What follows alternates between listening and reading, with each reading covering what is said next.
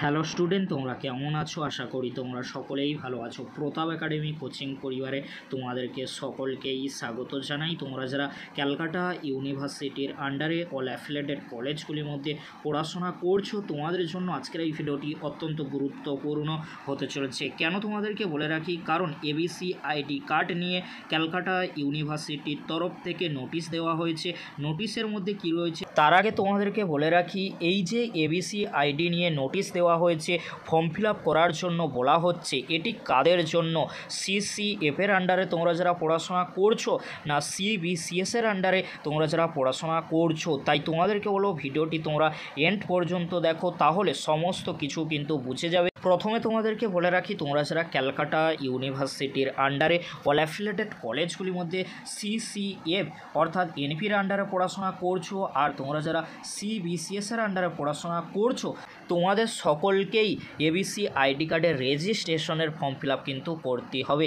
কিভাবে তোমরা form fill up করবে সিউর পোর্টাল থেকে, এই নিয়ে কিন্তু আমাদের চ্যানেলে অলরেডি একটি ভিডিও আপলোড করা হয়ে গিয়েছে। অবশ্যই তোমরা ভিডিওটি দেখে নিও। এই ভিডিও ডেসক্রিপশন বক্সে সেই ভিডিওর লিঙ্ক আমি দিয়ে দেবো, খুব সহজেই তোমরা সেই ভিডিওটি দেখে নিতে পারবে।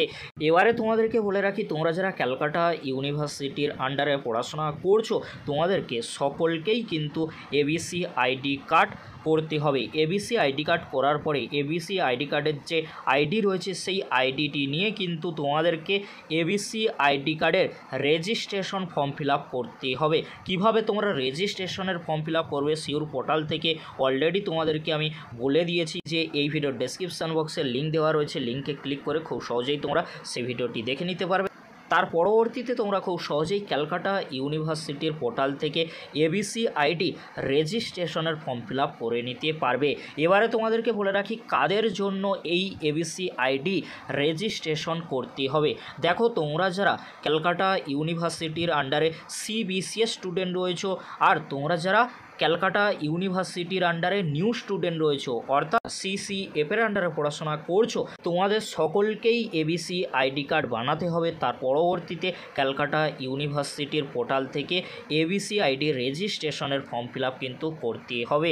আর তোমাদেরকে বলে রাখি, তোমরা যারা ক্যালকাটা ইউনিভার্সিটির সিবিসিএস এর আন্ডারে পড়াশোনা করছো, 2022-23 সিউতে রেজিস্ট্রেশন করেছিলে, তোমাদের সকলকেই কিন্তু এবিসি আইডি কার্ডের জন্য রেজিস্ট্রেশনের ফর্ম ফিল আপ করতে হবে। আবারও তোমাদেরকে বলে রাখি, তোমরা যারা ক্যালকাটা ইউনিভার্সিটির আন্ডারে সিবিএসসির আন্ডারে পড়াশোনা করছো, 2022-23 তোমরা ক্যালকাটা ইউনিভার্সিটিতে রেজিস্ট্রেশন করেছিলে, তোমাদেরকে অবশ্যই এবিসি আইডি কার্ডের রেজিস্ট্রেশনের ফর্ম ফিল আপ করতে হবে।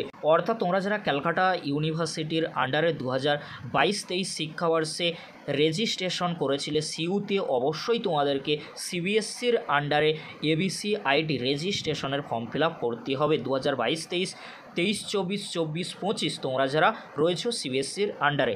আর তোমাদেরকে বলে রাখি, তোমরা যারা সিসিএফ অর্থাৎ এনইপির আন্ডারে পড়াশোনা করছো, নিউ স্টুডেন্ট রয়েছো, ফার্স্ট সেমিস্টারে বা সেকেন্ড সেমিস্টারে বা থার্ড সেমিস্টারে বা ফোর্থ সেমিস্টারে, তোমাদের সকলকেই কিন্তু এবিসি আইডি রেজিস্ট্রেশনের ফর্ম ফিল আপ করতে হবে। এই ছিল গুরুত্বপূর্ণ একটি আপডেটটি কেমন লাগলো অবশ্যই তোমরা কমেন্ট বক্সে কমেন্ট করে জানিও, কারণ তোমাদের সকলকেই এবিসি আইডি রেজিস্ট্রেশনের ফর্ম ফিল আপ কিন্তু করতে হবে। কিভাবে তোমরা ফর্ম ফিল আপ করবে অলরেডি কিন্তু একটি ভিডিও আপলোড করা রয়েছে, সেই ভিডিওটি দেখে তোমরা খুব সহজেই ফর্ম ফিল আপ করে নিতে পারবে। আজকের এতটুকু, পরবর্তীতে দেখা হচ্ছে নেক্সট কোনো একটি ভিডিওতে। ভিডিওটি দেখার জন্য তোমাদেরকে অসংখ্য ধন্যবাদ।